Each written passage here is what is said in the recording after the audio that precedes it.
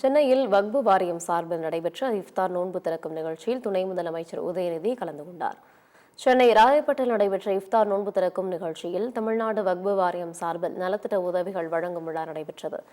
நிகழ்ச்சியில் தமிழ்நாடு அரசின் துணை முதலமைச்சர் உதயநிதி, வக்பு வாரிய தலைவரும் ராமநாதபுரம் நாடாளுமன்ற உறுப்பினருமான நவாஸ்கனி ஆகியோர் பங்கேற்று நோன்பு திறந்தனர். பின்னர் நலத்திட்ட உதவிகளை வழங்கி நிகழ்ச்சியில் பேசிய உதயநிதி, நாம் ரமலான் நோன்பு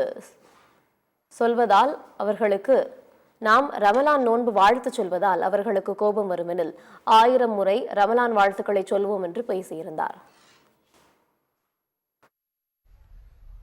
முதல்ல உங்க அத்தனை பேருக்கும் என்னுடைய புனித ரமலான் வாழ்த்துக்களை நான் தெரிவித்துக் கொள்கின்றேன். ரமலானுக்கு நாம் வாழ்த்து சொல்வதை பார்த்தா பல பேருக்கு கோபம் வரும். அதை பற்றியெல்லாம் நமக்கு கவலை இல்லை. ரமலானுக்கு வாழ்த்து சொல்வது பல பேருக்கு கோபம் வருதுன்னா இன்னும் 100 முறை கூட மீண்டும் மீண்டும் ரமலான் வாழ்த்துக்களை நாங்கள் சொல்லிக்கொண்டே இருப்போம்.